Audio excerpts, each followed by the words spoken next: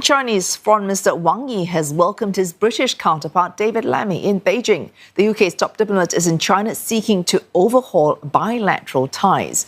Well, David Lammy, the Foreign Secretary, of course, has been in China. Do you know that the UK, traditionally a staunch supporter of the Western world, is now flirting with the idea of joining BRICS, a group often seen as a rival to Western dominance?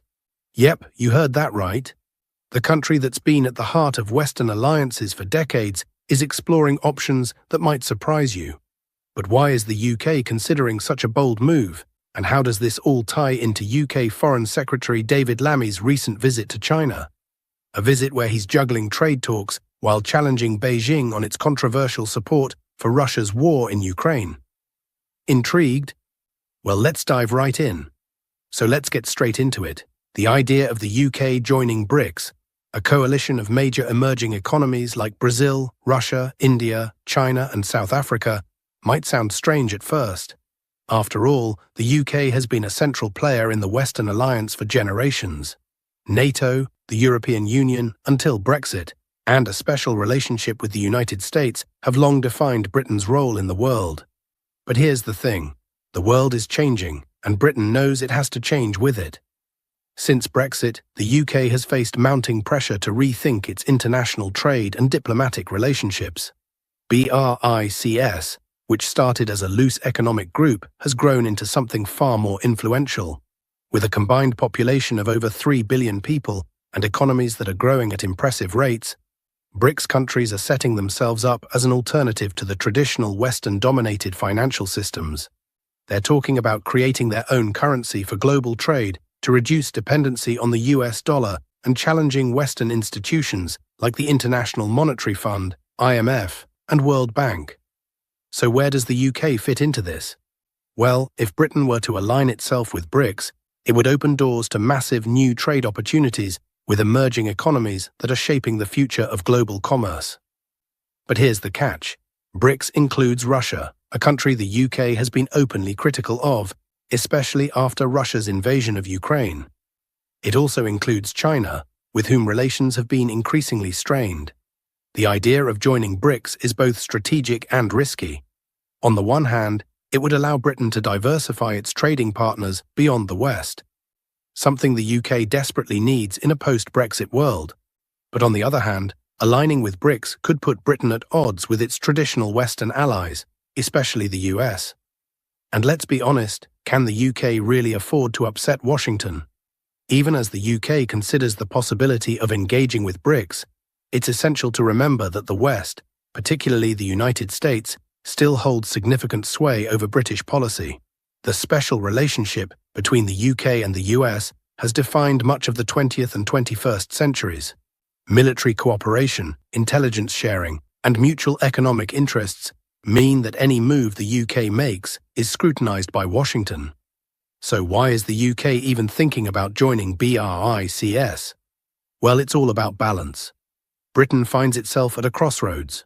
On one side, its Western alliances are rock solid, but on the other, it can't ignore the growing influence of BRICS nations in global economics. Post-Brexit Britain needs new avenues to trade and invest, and BRICS offers access to emerging markets that could help the UK boost its economy. But here's the tricky part. Russia is one of BRICS's founding members. And as you probably know, the UK has been one of the most vocal critics of Russia since its invasion of Ukraine. Let's not forget China's role either. China is arguably the most dominant member of BRICS, and its relationship with the UK has become more complicated over the last few years. Between concerns over human rights, Hong Kong, and Beijing's ambiguous stance on Russia's war in Ukraine, the UK faces a delicate balancing act. Foreign Secretary David Lammy's visit to China is a perfect example of this tightrope walk. Lammy is there to mend fences, to smooth over strained relations.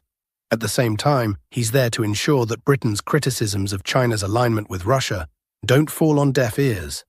This is where things get really complicated. How do you rebuild a relationship while holding firm on your criticisms? Now let's talk about the man in the middle of all this. David Lammy, the UK's Foreign Secretary, embarked on a trip to China with a mission to reset relations. Over the past few years, ties between the UK and China have been rocky, to say the least. Whether it's over Beijing's handling of Hong Kong, concerns about human rights abuses, or its close relationship with Russia, Britain has had its fair share of disagreements with China. Yet, at the same time, China remains one of the UK's largest trading partners.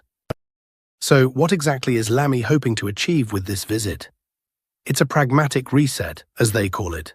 What that means is, while the UK isn't about to suddenly turn a blind eye to China's controversial actions, it's also not going to ignore the importance of trade between the two nations. With the UK outside the European Union, it needs all the trade deals it can get. And China, with its enormous economy, is a crucial player in global markets. But it's not just about trade. Lammy is also expected to confront China on its support for Russia's war in Ukraine. As we mentioned earlier, Russia is a sensitive topic for the UK. Britain has been a leading voice in rallying NATO and Western allies to impose sanctions on Russia. The idea that China could be quietly supporting Moscow undermines the efforts of countries like the UK. So, while Lammy is in China to talk trade, he's also there to challenge Beijing on its political alliances. This visit isn't just about patching things up, it's about laying down some ground rules for the future of UK-China relations. The message Lammy is delivering is clear. The UK wants better trade ties, but it won't compromise on its values, especially when it comes to issues like Ukraine.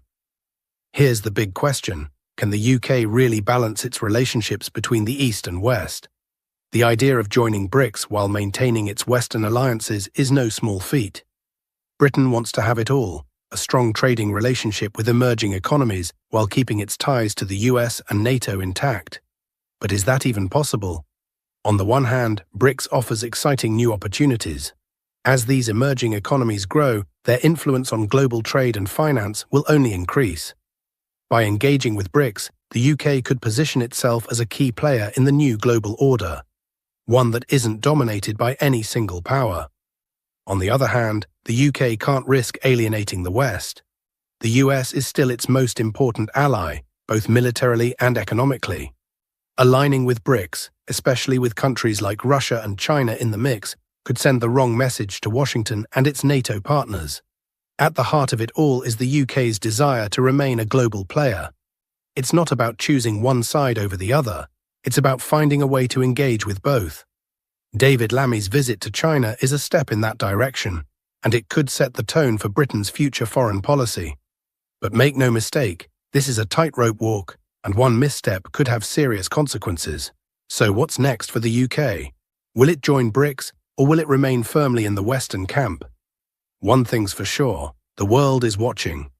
The decisions Britain makes today will shape its place in the world tomorrow. Thanks for watching, and we'll see you in the next episode.